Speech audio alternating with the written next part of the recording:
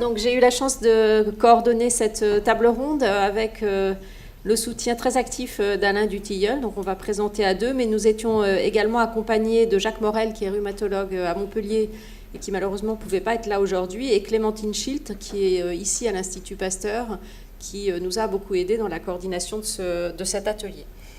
Donc la question était, comme l'a dit Claire, une question d'actualité, puisqu'on est confronté en France à un gros problème d'acceptabilité de la vaccination. Et donc on a essayé de réfléchir aux différentes pistes qui pouvaient être évaluées et qui pourraient nous aider à pouvoir améliorer l'acceptabilité des vaccins. Donc on est parti d'un état des lieux que vous connaissez, puisqu'on en a quand même beaucoup parlé. Ça a même fait l'objet d'une reprise dans la grande presse de cet article, qui est un article qui rapporte des données d'une étude anglaise, qui en fait avait mené une étude dans 36 pays dans le monde, qui avait comme intérêt d'évaluer l'acceptabilité de la vaccination sur un certain nombre d'items. Et ce qui ressortait dans cette étude, et comme vous le voyez sur ce schéma, c'est que l'Europe en fait était la région du monde où l'acceptabilité de la vaccination était la plus faible, et la France, en fait, était le pays dans le monde qui avait le plus grand nombre de personnes exprimant des doutes, et des doutes vis-à-vis de la sécurité des vaccins, puisque plus de 40% des personnes interrogées avaient répondu qu'ils avaient des doutes sur la sécurité des vaccins. Donc plus de 40% d'une population, on a beaucoup de travail pour pouvoir remonter cette problématique. Alors, en fait, quand on fait un petit peu l'historique, ce n'est pas une problématique récente en France. Et au cours des 10 dernières années, il y a eu énormément de discussions et de réflexions vis-à-vis de cette problématique, avec un certain nombre d'initiatives qui ont été mises en place. Et de façon plus récente, la concertation citoyenne, donc, qui a été coordonnée par Alain Fischer, et qui a fait un certain nombre de propositions. On n'a pas repris toutes les propositions, mais celles qui nous paraissaient les plus importantes, avec en particulier donc une extension des obligations vaccinales qui a été mise en place pour les enfants nés à partir du 1er janvier 2018, en sachant que cette extension est notée comme étant temporaire. Elle doit permettre d'attendre que des mesures soient mises en place pour améliorer l'acceptabilité des vaccins. Ce qui avait été proposé et qui a été également mis en place, c'est des sites d'information qui permettent finalement de pouvoir apporter de l'information, que ce soit au grand public et aux professionnels de santé. Et très récemment, donc, la plateforme professionnelle de santé a été mise en ligne et sa promotion a été effectuée. Et puis, tout un travail sur l'extension des compétences vaccinales à d'autres professions. On va y revenir, en particulier l'implication des pharmaciens dans la vaccination. Alors, il y a ensuite eu, à la suite de cette conférence citoyenne, mais qui en fait reprenait des réflexions déjà plus anciennes, des modifications des politiques de santé, avec en particulier donc un programme sur la prévention et la vaccination, et puis un plan qui s'appelle Ma Santé 2022. Et puis la France est également coordinatrice, et c'est Geneviève Chêne à Bordeaux qui est coordinatrice d'un projet européen qui s'intéresse à la vaccination et qui doit aborder un certain nombre de questions, en particulier la question de l'hésitation vaccinale. Alors on a déjà des premières données, puisque je vous ai repris sur cette diapositive, mais vous n'allez pas voir grand-chose. En fait, on a déjà des premières données qui montrent que l'extension des obligations à 11 vaccins obligatoires, donc qui sont les 11 vaccins du nourrisson, a permis d'augmenter la couverture vaccinale. Et ce qui est intéressant, c'est que ça a permis d'augmenter la couverture vaccinale non seulement pour les enfants qui étaient visés par l'obligation, ça on n'avait pas beaucoup de doutes, mais également pour les autres tranches d'âge.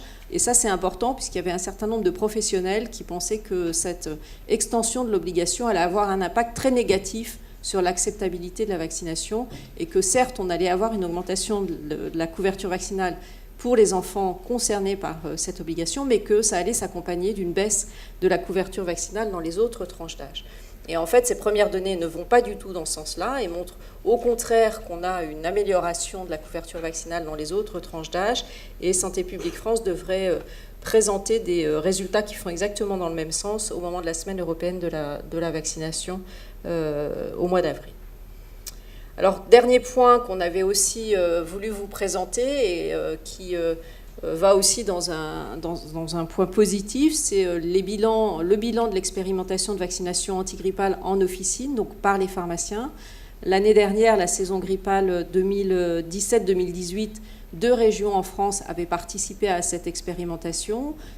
Ça avait été un succès. Et donc cette année, 2 régions complémentaires ont été incluses dans cette expérimentation, les Hauts-de-France et l'Occitanie, avec une extension de la possibilité que les pharmaciens vaccinent également les femmes enceintes et les primo-vaccinés. Donc il y a eu des premiers résultats qui ont été publiés qui montrent que plus de 740 000 vaccinations contre la grippe ont été effectuées par les pharmaciens, dont 160 000 primo-vaccinations. Donc les primo-vaccinations, on peut estimer que c'est des gens qui se sont fait vacciner pour la première fois par un pharmacien parce que c'était plus facile pour eux de se faire vacciner. Et vous voyez que 60 000 de ces primo-vaccinés étaient des personnes de plus de 70 ans. Donc c'est des résultats qui sont très intéressants et qui montrent que finalement la diversification de l'offre de vaccination, ici avec l'implication des pharmaciens, mais il y a des réflexions pour impliquer de façon plus large d'autres professionnels de santé, permet d'améliorer en fait l'acceptabilité et probablement la couverture vaccinale. Voilà, donc je vais passer maintenant la parole à Alain Dutilleul pour la suite. Bonjour, donc je suis le directeur des affaires publiques pour Sanofi. Donc sur cette diapositive, je voulais juste vous présenter la façon dont on a décidé de travailler avec l'ensemble des participants de la table ronde. On était à peu près 25, des membres à la fois en fait, bien sûr, de la communauté scientifique, des membres de la recherche publique. On avait également des membres de start-up qui nous ont aidés aussi à comprendre quel était l'environnement des réseaux sociaux. Étaient présents aussi des confrères, notamment une personne qui vient du Québec et donc qui nous a fait part de son expérience québécoise en vaccination, des industriels. Il manquait juste les autorités de santé, mais on aura l'occasion de débattre à l'issue de cette présentation. Alors, on s'est organisé, comme le disait Odile, en partant finalement des travaux qui ont été faits de la concertation citoyenne. On a identifié 4 groupes de travail, un qui en fait travaillait sur les parcours, un qui travaillait sur la communication, un qui travaillait en fait sur les données, la génération de données, et enfin un qui travaillait sur les approvisionnements et l'économie en fait des vaccins liés au programme de vaccination. On a décidé, après 2 réunions de travail avant les ateliers de juin, on a décidé les choses suivantes en termes de recommandations au cours de la session de juin. C'est qu'il nous semblait au préalable qu'il fallait absolument passer à la vitesse supérieure, j'allais dire, dans le cadre de l'encadrement des programmes de vaccination. C'est-à-dire passer... les programmes de vaccination sont complexes, font intervenir en fait beaucoup de facteurs, que ce soit des données scientifiques, des données sociales, des données sociétales. Et aujourd'hui, il nous semble qu'on est un peu en retard dans la façon dont on conduit ces programmes. Et il nous a semblé qu'il y avait 3 conditions nécessaires pour accélérer en fait l'adhésion à la vaccination et augmenter les couvertures vaccinales. La première, c'était de disposer enfin d'un bon système d'information électronique sur la vaccination. La deuxième, c'était surtout parce que la table ronde d'avant l'expliquait, c'est vrai qu'aujourd'hui, on va faire sa médecine sur Google et il fallait absolument qu'on ait un suivi et des capacités de réponse à ce qui se dit en fait sur les réseaux sociaux, et donc un monitoring du web et des interactions avec le web qui était importante. Et le troisième point qui nous semblait très très important, c'était qu'il fallait passer d'une recherche en sciences humaines et sociales qui aujourd'hui en fait est souvent réactive et observationnelle à une recherche en fait en sciences humaines et sociales qui devient proactive et interventionnelle. Et à partir de ça, on a formulé un certain nombre de recommandations qu'on va ensuite développer avec Odile autour de la communication, de l'adhésion à la vaccination, autour de la formation. Je vais peut-être me mettre là en fait, ça ira peut-être mieux, non ? Ouais. Donc, autour de la formation, autour de la simplification du parcours et autour de l'information autour de la production, mais aussi autour de la fluidification en fait, de la distribution des vaccins. Alors, je vais juste développer rapidement les 3 conditions nécessaires. Il nous semble, comme vous le voyez sur cette carte, la France est en orange. Là, c'était en 2016 les pays qui ont déjà installé en fait des systèmes d'information à la vaccination, des systèmes électroniques d'information de la vaccination. Et la France est en orange. Elle aurait pu être en rouge, comme l'Estonie. Elle est en orange parce qu'en fait, des systèmes d'information étaient en expérimentation dans les régions, mais pas généralisés. Or, il nous semble que, comme on le voit dans les autres pays, ce sont des conditions absolument importantes pour pouvoir en fait mener à bien des programmes de vaccination. Et une fois qu'on a ces systèmes, il faut qu'ils soient en fait liés avec des outils qui permettent en fait d'en assurer le bon fonctionnement. Et il nous semble qu'avec le DMP, aujourd'hui, le déploiement du DMP, on n'a plus en fait de raison de ne pas mettre en place ces systèmes d'information pour pouvoir mesurer en temps réel la couverture vaccinale, faire des rappels vaccinaux, mais aussi en fait suivre l'implantation des programmes de vaccination, notamment sur toutes les questions qui sont autour des questions de pharmacovigilance et des questions en fait d'adhésion à la vaccination. Ce sera aussi des vrais outils de recherche quand ils sont bien appliqués et bien utilisés, bien mis à jour. Ce sont des outils parfaitement utiles.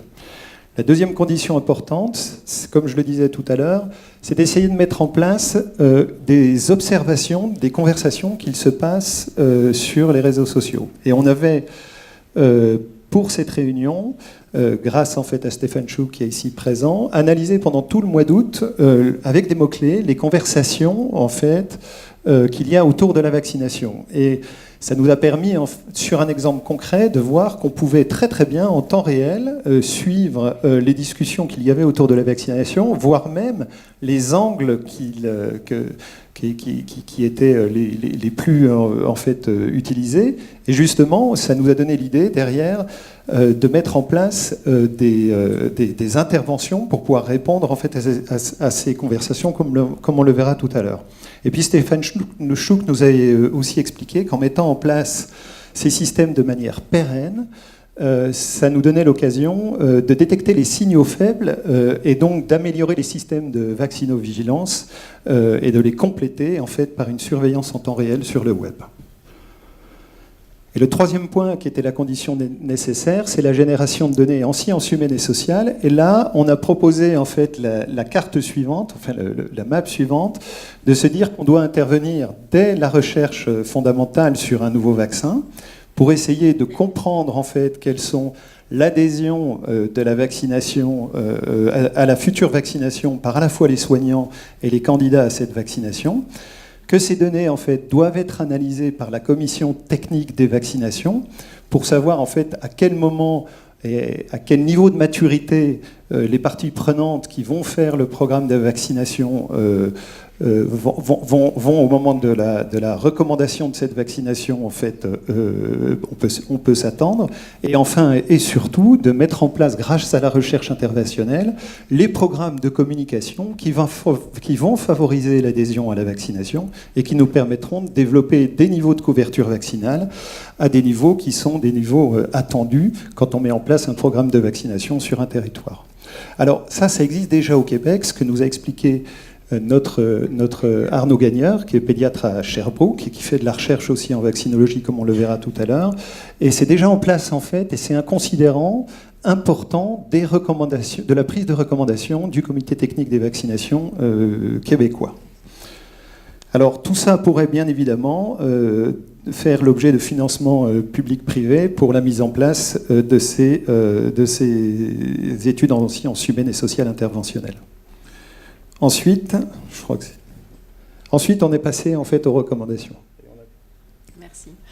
Alors ensuite, on a repris d'autres axes de travail qui étaient bien sûr la formation des professionnels de santé, puisque les études qui sont disponibles montrent que finalement, il y a autant d'hésitation vaccinale chez les professionnels de santé que dans la population, et qu'on sait que le professionnel de santé est le premier interlocuteur pour la population qui va ou pas se faire vacciner en fonction de ce que son médecin ou même son pharmacien, et je pense que les pharmaciens sont très importants, vont pouvoir lui dire, ou encore les sages-femmes et les infirmières, en particulier les sages-femmes dans les recommandations qui vont arriver pour les femmes enceintes. Donc il y a un certain nombre de réflexions aujourd'hui qui sont en cours, à la fois pour la formation des futurs médecins, avec la possibilité, la proposition qui a été faite au ministre de faire une formation obligatoire en première année de spécialité, que ce soit médicale ou chirurgicale ou santé publique, hein, donc tous les médecins aient entendu au moins une fois parler de vaccination avec des données de base qui nous paraissent incontournables, et puis de faire ensuite un enseignement un peu plus détaillé pour certaines spécialités qui vont être plus particulièrement intéressées et concernées par la vaccination. Il y a bien évidemment des choses à faire pour la réforme du deuxième cycle, puisque vous savez qu'on est en plein dans la réforme du deuxième cycle, et il faut absolument qu'au cours du deuxième cycle des études médicales, il y ait un minimum d'heures qui soit proposé et qui puisse se faire partout en France. Aujourd'hui, on sait que le nombre d'heures qui est consacré à l'enseignement de la vaccination est très très insuffisant pour permettre ensuite aux médecins d'être suffisamment à l'aise pour proposer la vaccination à leurs patients. Et puis, il nous semble important que cette formation sur la vaccination, elle ne soit pas limitée aux médecins. Ce que je vous disais, c'est que finalement, tous les professionnels de santé ont un rôle à jouer dans l'information et l'acceptabilité de la population générale vis-à-vis de la vaccination. Et donc, il paraît indispensable qu'il y ait une formation pour tous les étudiants en santé et que ça puisse se faire à un niveau national et pas uniquement au niveau de chacune des facultés de médecine. Donc ça, c'est ce qui concerne la formation initiale, où il y a vraiment un gros travail à faire. Mais il y a aussi un travail au niveau de la formation continue, et là, c'est peut-être un petit peu plus compliqué, parce qu'on voit bien que quand on fait des formations continues, la vaccination n'est pas du tout la thématique qui intéresse le plus les médecins, alors qu'ils sont quand même confrontés régulièrement à des problématiques de vaccins. Donc la proposition, c'est effectivement de mettre la formation en vaccination comme axe prioritaire en formation médicale continue pour renforcer la confiance des médecins dans la vaccination. Le deuxième axe qui paraît extrêmement important, sur lequel il y a déjà eu un certain nombre de recommandations et on en a parlé déjà pour les pharmaciens, c'est de travailler sur la simplification du parcours de soins et de la mise à disposition des vaccins. On a fait le constat, qui n'est pas très original, qu'aujourd'hui c'est compliqué de se faire vacciner. Il faut aller voir son médecin, il faut aller ensuite à la pharmacie, il faut revenir voir son médecin. Entre-temps, il ne faut pas avoir oublié de mettre son vaccin au frigidaire, ce qui arrive assez souvent. On a souvent des patients qui arrivent, ils ont gardé le vaccin dans leur sac. Bon, tout ça est assez compliqué. Et donc, il y a un travail à faire pour que ce parcours soit simplifié et que l'accès au vaccin soit beaucoup plus facilité. Donc, on a fait un certain nombre de propositions, de pouvoir développer des consultations prévention-vaccination, à la fois chez les médecins traitants, mais aussi à l'hôpital. Il y a un certain nombre d'initiatives actuellement qui se mettent en place dans les hôpitaux pour essayer de développer ce type de consultation. Comme l'a dit Alain, donc notre collègue canadien nous a parlé de ce qu'ils font au Canada en termes d'entretien motivationnel qui, en fait, consiste à faire intervenir des gens qui sont complètement indépendants de l'équipe de soins, mais qui vont aller répondre aux questions que peuvent se poser, là c'est en maternité, les futurs parents, et d'arriver par ce biais à leur faire comprendre pourquoi le vaccin est important. Il y a ensuite donc des réflexions à mener sur la possibilité d'avoir sur les lieux de soins des vaccins. Aujourd'hui, c'est quasiment impossible. Corinne Guérin pourra nous donner son avis, mais nous, à Cochin, on a essayé de pouvoir avoir les vaccins sur les lieux de soins pour des gens qu'on voit en consultation. En fait, c'est pas possible puisqu'il y a la problématique de la concurrence avec les pharmacies de ville. Donc, on a, nous, à la maternité, le chef de service a accepté que la vaccination antigrippale soit prise sur son budget de service, mais ce n'est pas tout à fait normal que ça ne soit pas pris en charge par l'assurance maladie. Il y a ensuite la discussion que les médecins puissent avoir à disposition des vaccins. Donc il y a beaucoup de pays, dont certains pas très loin de la France, où les vaccins sont disponibles chez les médecins qui le souhaitent. Donc on ne voit pas pourquoi en France ça ne pourrait pas se faire. En tous les cas, ça c'est quelque chose qui nous paraît importante. Et puis il y avait ensuite tout ce qui était autour des suites de couches et de la possibilité que les réseaux de sages-femmes et de périnatalité puissent être impliqués directement dans la vaccination. Et puis on a mis un peu comme un vœu pieux la vaccination dans les écoles. On sait que dans les pays qui vaccinent à l'école, la couverture vaccinale est très élevée. C'est le cas en particulier pour HPV. En France, l'histoire est un petit peu particulière. Mais bon, peut-être qu'un jour, on arrivera à mettre la vaccination dans les écoles. Alors, en termes de communication, on en a déjà un petit peu parlé. Donc, la possibilité de pouvoir agir sur les réseaux sociaux, donc avec la possibilité de pouvoir avoir des outils de monitoring qui permettent de repérer assez rapidement lorsqu'il y a des choses qui circulent sur les réseaux sociaux, et puis de pouvoir y répondre, le cas échéant. Aujourd'hui, ce n'est pas tout à fait le cas, c'est vraiment difficile. De pouvoir soutenir les personnes qui communiquent positivement vis-à-vis de la vaccination. Ça ne veut pas dire de rentrer en guerre avec les anti-vaccinaux, mais ça veut dire que la population puisse trouver à la fois des arguments contre le vaccin s'il le souhaite, mais qui est en regard et de façon indépendante une communication positive sur la vaccination. Alors se pose la question de qui peut répondre, puisque c'est vrai que c'est quand même assez consommateur en temps. Donc ça peut être des gens indépendants, ça peut être les étudiants dans le cadre du service sanitaire, Santé publique France. Bon, tout ça, c'est dans des choses sur lesquelles il faut discuter. Deuxième point en termes de communication, c'est apprendre les vaccins à l'école. On est parti du fait que les écoliers, donc les enfants, étaient assez ouverts à ce qui était information, et on voit bien aujourd'hui sur le climat le message qui est porté par la jeune Suédoise. Pourquoi pas les enfants soient beaucoup plus impliqués et qu'on leur explique pourquoi c'est important de se vacciner, non seulement pour soi, mais aussi pour ceux qui sont plus fragiles. Donc ça nous paraît important, et on a identifié un certain nombre de domaines dans lesquels ça pouvait être abordé, l'instruction civique, en mathématiques pour les aspects de couverture vaccinale et puis de protection de groupe, en histoire avec toute l'histoire de la vaccination, donc ça nous paraissait important. Une journée qui pourrait être dédiée aux écoles dans le cadre de la semaine de la vaccination, pourquoi pas dans les écoles pouvoir profiter de cette semaine européenne pour faire une journée spécifiquement vaccin.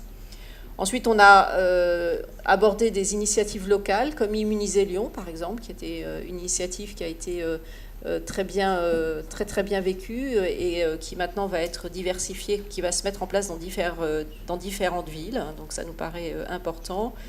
Et puis après, on a discuté de l'entretien motivationnel. Bon, le Québec, c'est beaucoup plus petit que la France, mais réfléchir à comment en France on pourrait avoir recours à cette technologie qui est une efficacité très, très importante, en tous les cas dans les pays dans lesquels elle est impliquée. Alors un petit mot ici sur les éléments plus récents. Donc vous avez dû voir dans la presse que dans les derniers jours, il y a eu pas mal de choses contre les anti-vaccinaux, avec en particulier les GAFA qui se sont mobilisés contre les anti-vaccins. Ça a été en fait une réponse à une position de l'OMS qui a identifié l'hésitation vaccinale comme étant l'une des 10 principales menaces pour la santé mondiale en 2019. Et donc, à la suite de ça, Amazon a retiré tout ce qu'elle avait en vente sur des messages anti-vaccinaux. Facebook s'est positionné très fortement. Donc, il y a vraiment une prise de conscience des GAFA vis-à-vis du risque que représente l'hésitation vaccinale dans le monde. Voilà, maintenant on va repasser la parole à Alain. Merci Odile, et on a terminé par une session qui était liée autour de la production et du coût des vaccins, puisque au moment des ateliers de Gien, peut-être de manière aiguë, se posaient des questions, notamment autour des coûts de programme de vaccination. Alors le premier point, sur les vaccins eux-mêmes, il nous a semblé très important de bien distinguer ce qui était un vaccin et un biomédicament, peut-être même aussi, des autres médicaments, pour faire comprendre en fait au grand public, mais même aux professionnels de santé, la complexité de la production des vaccins. Par exemple, les vaccins qui sont... tout le monde ne sait pas que les vaccins qui sont aujourd'hui, en tout cas pour les vaccins hexavalents, les vaccins combinés du nourrisson, qui sont aujourd'hui donc dans les pharmacies, la production a commencé il y a 3 ans. Et tout au long en fait, du cycle de production du vaccin, 70% du temps est dédié au contrôle. Et quand le dernier contrôle avant libération est négatif, forcément vous imaginez les impacts que ça peut avoir sur la disponibilité donc de ces vaccins. Donc tout ça, c'est certainement des efforts de pédagogie qu'on doit faire, qui sont parfois difficiles pour les industriels parce que la communication directe au grand public est compliquée, mais que l'ensemble des parties prenantes de la vaccinologie, en fait, doit pouvoir adresser. Ensuite, il faut expliquer aussi comment les vaccins sont de plus en plus compliqués eux-mêmes en termes de recherche, hein, puisqu'aujourd'hui on est sur des vaccins qui sont recombinants ou à protéines porteuses et autres, et tout ça explique aussi, avec le renforcement des contrôles qualité, pourquoi de temps en temps la production et le développement est complexe. Le deuxième point était lié aux questions qui ont trait en fait à l'économie des vaccins, et il nous a semblé assez simple aussi d'avoir peut-être des messages très didactiques pour remettre l'église au milieu du village, si je puis dire, mais simplement bien comparer ce qu'est le vaccin en fait à d'autres interventions. Par exemple, est-ce que tout le monde sait que le budget le vaccin représente seulement 0,2% du budget des dépenses de santé en France, et qu'une vaccination vie entière pour un homme qui n'a pas de facteur de risque est environ 700 € tout au long de sa vie, alors que pour une femme qui est à l'autre extrême, une femme en fait qui est éligible au calendrier vaccinal et qui a accès à tous les vaccins parce qu'elle a des conditions sous-jacentes, le coût de la vaccination vie entière est environ 2200 €. Donc ces éléments doivent être peut-être en fait adressés dans un format qui doit être reçu, certes, mais qui permet peut-être de relativiser certaines communications négatives qu'on avait à propos de la vaccination. Et le dernier point, là on avait la présence en fait d'un pharmacien réglementaire pour revenir en fait sur la spécificité des vaccins à la fois en termes de fabrication mais aussi de disponibilité, avec des possibilités d'amélioration qui réduiraient en fait les délais d'accessibilité de ces vaccins, qui sont pris en compte aujourd'hui dans le cadre du Joint Action on Vaccination. Le vaccin est le dernier produit de santé pour lequel il y a une double libération. Donc pourquoi encore être double libération des lots? Donc pourquoi encore être sur ce système double?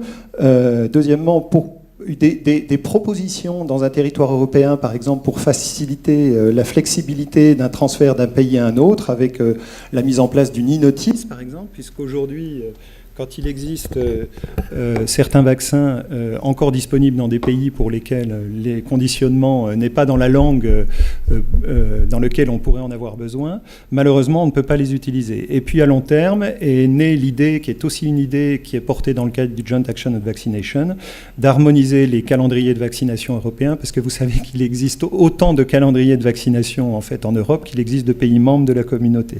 Voilà, et ça, c'est peut-être un vœu pieux, c'est peut-être celui qui arrivera le plus long terme, mais ça pourrait être une solution pour améliorer la disponibilité des vaccins. Et donc, pour conclure, il nous a semblé important, avec l'ensemble en fait, de ces propositions qui sont relativement concrètes, de les colliger avec le travail qui avait été fait par le professeur Alain Fischer au cours de la concertation, puisqu'il nous est apparu qu'il n'y avait pas de suivi en fait, de ce travail, et de créer une task force ministérielle qui reprendrait ce travail, ajouterait en fait les propositions que nous avons faites au cours de notre groupe, et aurait un système de suivi pour voir dans quelle réalité en fait les recommandations pourraient s'implémenter. Et enfin, une note aussi en fait d'optimisme, il nous a semblé qu'avec la territorialisation ambiante, avec la création des communautés de professionnels territoriales de santé, qui s'intéressera non plus à un individu mais à une population, les ARS avaient maintenant toute légitimité à mettre en place des actions pour justement aider ces communautés à atteindre les chiffres de couverture vaccinale au travers de programmes de population dans les territoires au plus près en fait des personnes qui sont éligibles à la vaccination. Voilà, donc dernière diapositive pour remercier l'ensemble des participants du groupe que vous voyez ici. Et merci à tous pour votre écoute.